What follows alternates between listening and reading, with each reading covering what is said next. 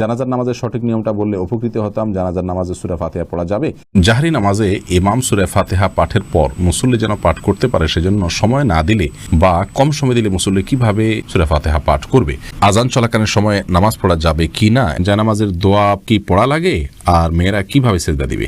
আমার স্বামী একজন মেরিনার, কাজের সূত্রে তাকে দেশের বাইরে জাহাজে থাকতে হয়। আমরা ভিডিও কলে কথা বলি, তবে সে একটু খোলামেলা ভাবে দেখতে চায় এবং খোলামেলা ছবি চায়, তাকে এটা দেয়া বৈধ হবে কি না? ওযুর সময় ঘাড় মাসে করার বিধান কি?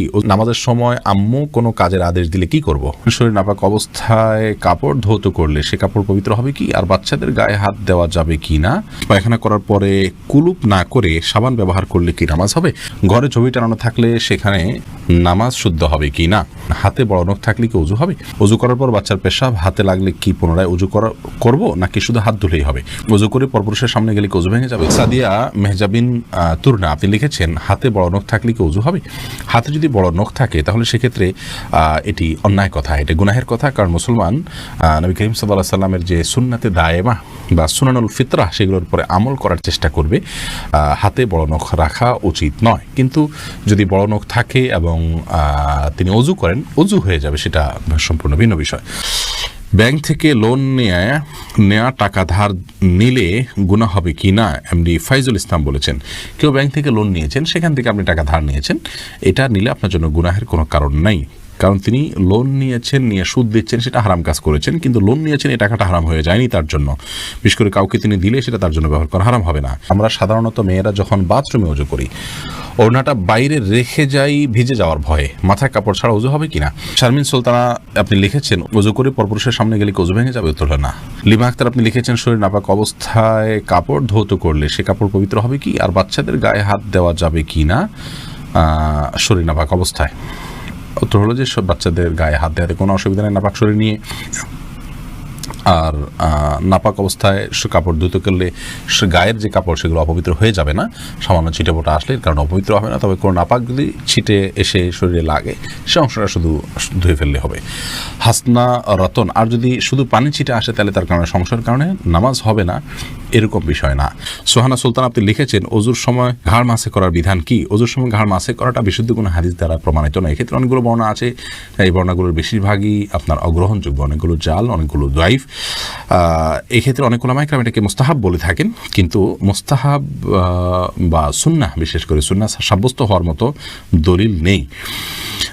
যে দলিলগুলো আছে সেগুলো যে সমস্ত উলামায়ে কেরাম মুস্তাহাব মনে করে থাকেন, কারোর কাছে যে দলিলটা অধিকতর শক্তিশালী মনে হয় তিনি আমল করবেন, কিন্তু আমরা এটাকে শক্তিশালী মনে করি না। এ সম্পর্কে দলিলগুলোকে পর্যালোচনা করলে মনে হয় যে ঘাড় মাসের বিষয়টি মানে হাদিস দ্বারা সাব্যস্ত নয়। মুসলিমা মুন আপনি আইডি থেকে লিখেছেন, আমার স্বামী একজন মেরিনার, কাজের সূত্রে তাকে দেশের বাইরে জাহাজে থাকতে হয়। আমরা ভিডিও কলে কথা বলি, তবে সে একটু খোলামেলাভাবে দেখতে চায় এবং খোলামেলা ছবি চায়, তাকে এটা দেয়া বৈধ হবে কি না?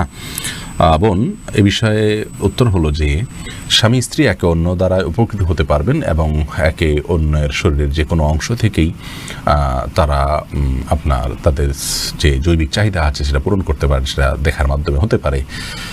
তবে আমরা জানি সবাই যে ওভার ফোনে বা বিভিন্ন আপনার যে হোয়াটসঅ্যাপ ইত্যাদি আছে এগুলোর মাধ্যমে যখন আমরা কথা বলি বা ছবি আদান প্রদান করি বা কথাবার্তা বলি, এগুলো থার্ড পার্টি মনিটর করে, তাদের সংরক্ষণে থাকে এবং এটি যদি বেহাতে চলে যাওয়ার সম্ভাবনা থাকে, যেমন স্বামী স্ত্রী একে অন্যের মোবাইলেই সেভ করার মাধ্যমে বা রেকর্ড করার মাধ্যমে, ধারণ করার মাধ্যমে এগুলো অন্যের চোখে চলে যেতে পারে, সে আশঙ্কা যদি থাকে, তাহলে সেক্ষেত্রে এগুলো করার ব্যাপারে আমাদের সতর্ক থাকতে হবে। তবে বেসিক্যালি এটা হারাম বা নাজায়েজ কোনো বিষয় নয়, বিশেষ করে স্বামীর চরিত্রকে হেফাজত করবার জন্য এবং তার যে চাহিদা, যৌন চাহিদা আছে সেটা স্ত্রীর হতে পারে, এই জৈবিক চাহিদা এটি পূরণ করবার জন্য তারা এই ভিডিও চ্যাট বা ছবি আদান প্রদান করার কাজটি করতে পারেন। মৌলিকভাবে এটি হারাম নয়, তবে সে যেন বেহাত না হয় এবং পর্দার খেলাপ না হয়, অন্যরা যেন দেখতে না পায়, তাদের যেন আব্রুর ক্ষতি না হয়, সেদিকটি তাদেরকে খেয়ালে রাখতে হবে। প্রয়োজনে এগুলো সাথে সাথে ডিলিট করে দেওয়া ইত্যাদি এই কাজগুলো করতে হবে। কুয়াশাবাজার শহরে আইডি থেকে আপনি লিখেছেন, পশ্চিম দিকে পা দিয়ে শোয়া কি গুনাহ? কোনো হাদিসের সরাসরি নিষেধ নাই, কিন্তু আমাদের এই অঞ্চলে কারোর দিকে পাও দেওয়া, সম্মানজনক কোনো ব্যক্তির দিকে পাও যাওয়াটাকে অসম্মানজনক মনে করা হয়। সেজন্য আল্লাহর শেয়ার তথা কেবলার প্রতি শ্রদ্ধা রেখে যদি পা না দেওয়া হয় সেটা প্রশংসনীয়, কিন্তু কোন হাদিসের সরাসরি নিষেধ নেই কেবলার দিকে পা দেওয়ার ব্যাপারে, থুতু ফেলতে নিষেধ করা আছে। সাদিয়া আফরিন আপনি লিখেছেন, আমার একটা প্রশ্ন ছিল, তা হচ্ছে আমরা সাধারণত মেয়েরা যখন বাথরুমে ওযু করি, ওড়নাটা বাইরে রেখে যাই ভিজে যাওয়ার ভয়ে, মাথায় কাপড় ছাড়া উজু হবে কিনা? মাথায় কাপড় ছাড়া উজু হবে, কোনো অসুবিধা নেই। আপনি উজু করতে গেলে মাথায় কাপড় দিলে তো বরং কাপড় ভিজবে, এটাই তো স্বাভাবিক। আপনি মুখের চুলের গোড়া থেকে নিয়ে আপনার কানের লতি পর্যন্ত সব যখন ধুইতে যাবেন তখন তো আপনার ওড়না ভিজে যাবে, অতএব ওড়না খুলে উজু করাতে কোনো অসুবিধা নেই। মারিয়াম মিজান এটি থেকে আপনি লিখেছেন ইউটিউব চ্যানেলে, উজু করার পর বাচ্চার পেশাব হাতে লাগলে কি পুনরায় উজু করব নাকি শুধু হাত ধুলেই হবে? না, পুনরায় উজু করার দরকার নেই। বাচ্চা পেশাব যদি হাতে লেগেছে আপনার উজু অবস্থায়, তাহলে যে অংশে হাতে লেগেছে ওই অংশটা পানি দিয়ে ধুয়ে ফেললে চলবে। এরপরে কামরুজ্জামান কামরুল লিখেছেন, আতর ব্যতীত সেন্ট বা সুগন্ধি পোশাকে ব্যবহার করলে কি নামাজ আদায় হবে?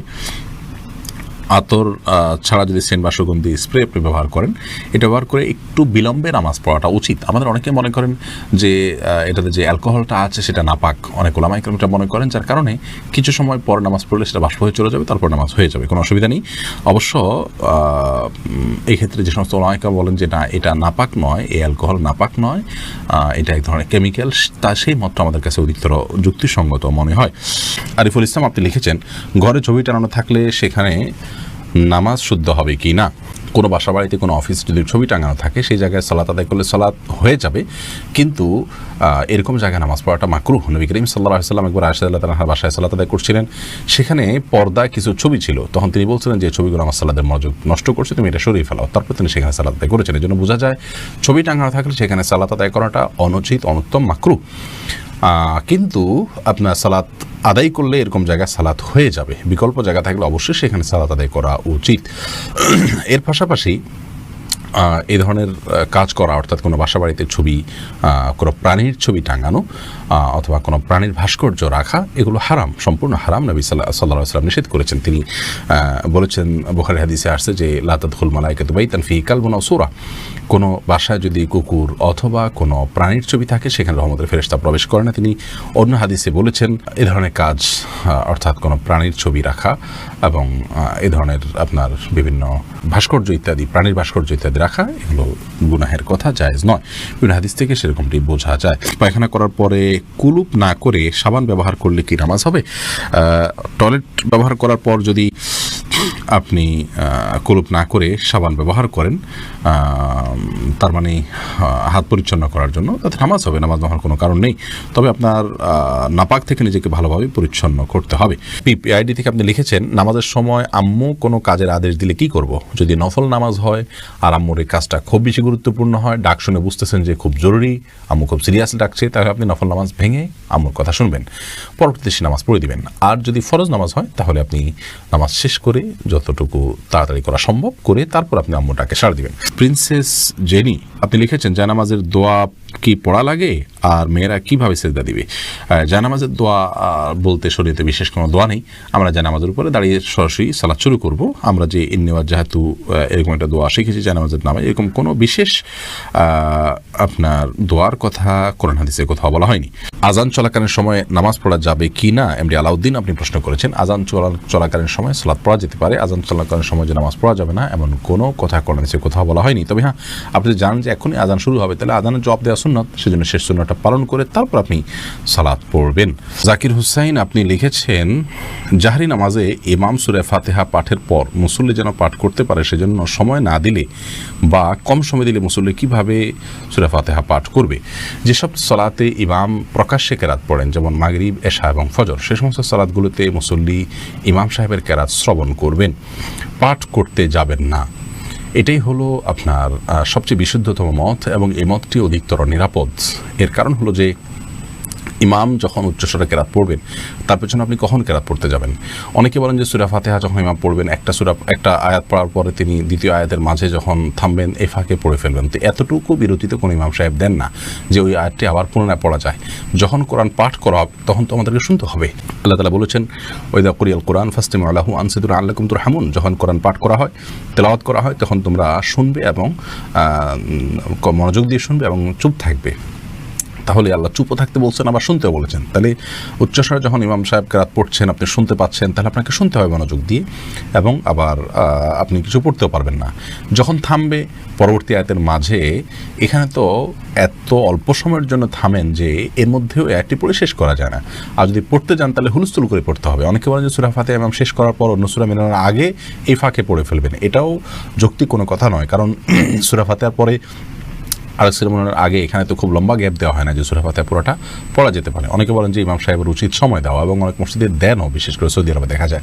সেটাও গ্রহণযোগ্য নয়। খোদ সৌদি আরবের অনেক উলামা ইকরাম, বিশেষ করে আল্লামা তুয়াইজিরি আল ফিকুল ইসলামী বা মুখতাসার ফিকুল ইসলামী এরকম একটা কিতাব তিনি লিখেছেন। সেখানে তিনি লিখেছেন যে ইমাম সাহেব সূরা ফাতিহার পর মুক্তাদিরকে সূরা পাঠের জন্য সুযোগ দিয়ে নিজে নীরব থাকবেন, চুপ থাকবেন, এরকম কোনো বর্ণনা, কোনো নির্দেশনা বা কোনো আমল রাসূল আকরাম সাল্লাল্লাহু আলাইহি ওয়াসাল্লামের কোনো হাদিস থেকে পাওয়া যায় না। যার কারণে ইমাম সাহেব যখন উচ্চস্বরে কেরাত পাঠ করবেন তখন আমরা কেরাত শ্রবণ করব, সেটা ইনশাআল্লাহ যথেষ্ট। জানাজার নামাজের সঠিক নিয়মটা বললে উপকৃত হতাম। জানাজার নামাজে সূরা ফাতিহা পড়া যাবে? জানাজার নামাজে সূরা ফাতিহা পড়া নিয়ে ওলামাদের মতো পার্থক্য আছে। আমাদের উলামা ইকরাম পড়ার কথা বলেন, হাইমাজ উলামা ইকরাম পড়ার কথা বলেন, আর সৌদি আরবের স্কলারগঞ্জ না পড়ার কথা বলেন। তার দলিল নবী ইসলাম জানাজা তাড়াতাড়ি করতে বলেছেন, অতএব সেখানে এই জন্য রুকু সিজদা রাখা হয় নাই, এখানে অনেক কিছু রাখা হয়নি। অতএব এখানে সূরা ফাতিহা পড়বেন না, শুধুমাত্র আপনি সানা পড়বেন। আফওয়ান, আমাদের উলামা ইকরাম এই মতই বলেন। আর এই বিপরীতে আরবের স্কলারগণ বলেন যে কোন সালাত আল্লাহ ফাতিহাতুল কিতাব, কোনো সালাতই হবে না সূরা ফাতিহা না পড়লে, অতএব আপনাকে জানাজা সালাতেও সূরা ফাতিহা পড়তে হবে। মত পার্থক্য আছে, মতের পক্ষে দলিল আছে, একাডেমিক লম্বা চড়া আলোচনা করার সুযোগ হয় নাই।